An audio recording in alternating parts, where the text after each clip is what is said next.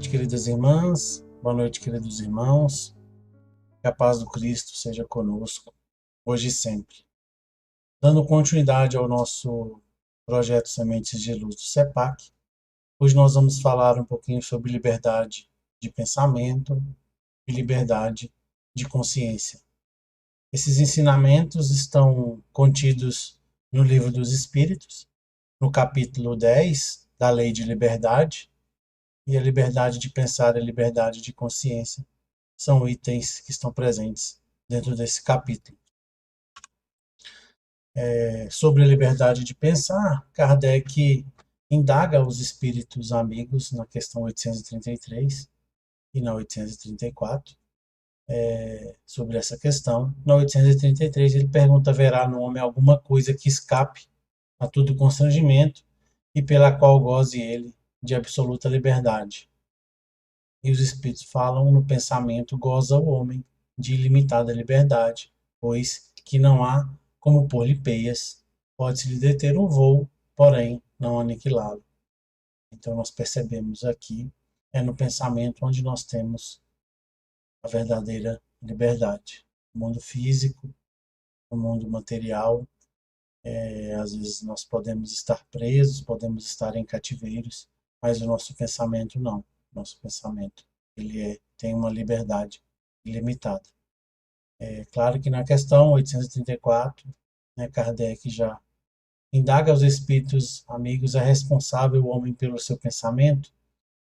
E os espíritos respondem que perante Deus somente a Deus sendo possível conhecê-lo. Ele o condena ou absolve segundo a sua justiça.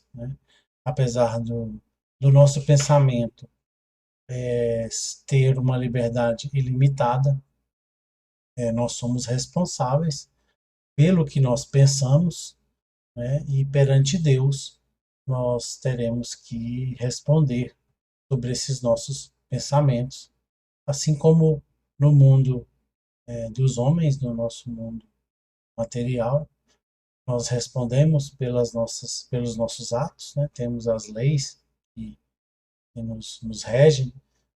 O nosso pensamento é regido pelo nosso Pai maior, por Deus. E se os nossos pensamentos não forem pensamentos tão bons assim, a justiça divina vai cobrar de nós em algum momento esses nossos pensamentos não tão bons que nós tivemos. Então nós temos uma liberdade ilimitada para pensar, mas lembremos sempre que esses nossos pensamentos serão julgados pelo nosso Pai maior, por Deus, que está no céu, nos céus, nos olhando sempre. E sobre a liberdade de consciência, Kardec indaga aos espíritos na questão 835, será a liberdade de consciência uma consequência da de pensar? E os espíritos amigos nos falam que a consciência é um pensamento íntimo, pertence ao homem, todos os outros pensamentos. Então, nós sabemos então que a consciência ela é um tipo de pensamento, mas ela é um tipo de pensamento diferente. Ele é um tipo de pensamento muito íntimo que nós já carregamos, nós já trazemos ele de experiências passadas, de vidas passadas, de outras encarnações, onde nós vamos adquirindo aprendizado com essas nossas vidas, e essa nossa consciência vai nos dando um norte do que nós devemos ou não fazer.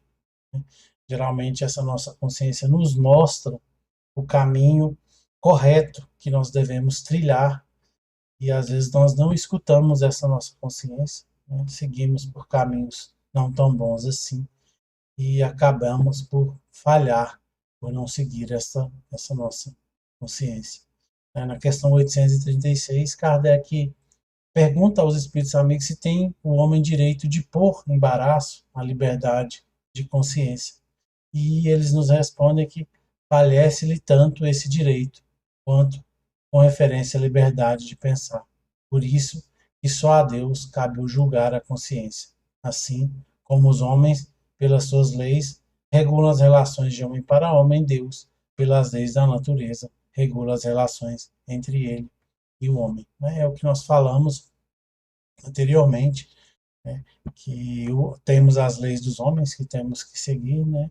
E as leis do nosso pensamento, as leis da nossa consciência, nós devemos seguir as leis da natureza, as leis de Deus, né? A lei que Deus nos impõe. Na questão 837, ainda falando sobre a liberdade de consciência, Kardec pergunta que é o resultado dos embaraços que se opõem à liberdade de consciência, e os espíritos nos respondem que constranger os homens a procederem em desacordo com o seu modo de pensar faz-los hipócritas. A liberdade de consciência é um dos caracteres da verdadeira civilização e do progresso.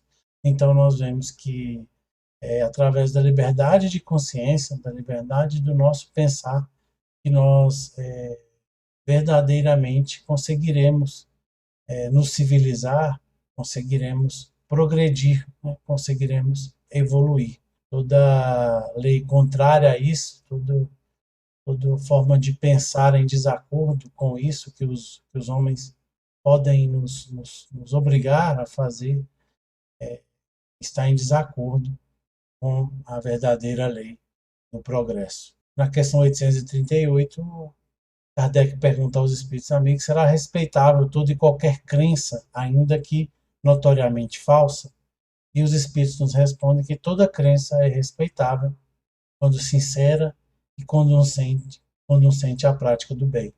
Condenáveis são as crenças que conduzam ao mal. Nesse pedaço aqui é bastante interessante nós pensarmos um pouco sobre essa nossa liberdade de consciência.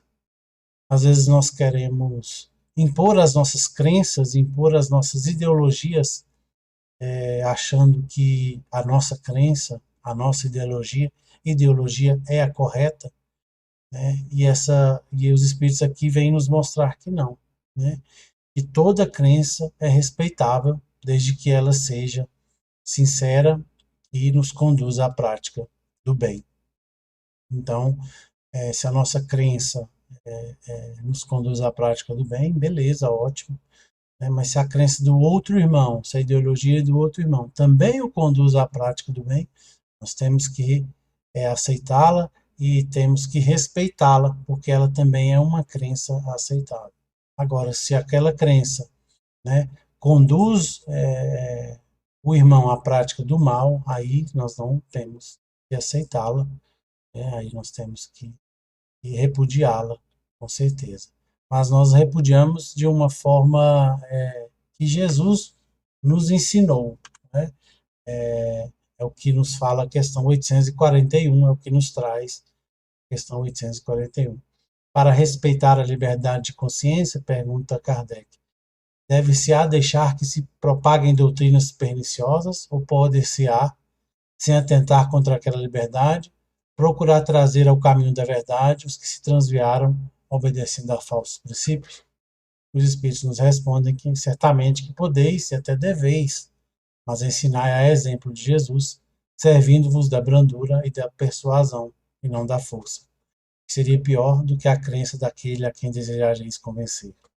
Se alguma coisa se pode impor, é o bem e a fraternidade, mas não cremos que o melhor meio de fazê-lo, admitido seja obrar com violência. A convicção não se impõe, né?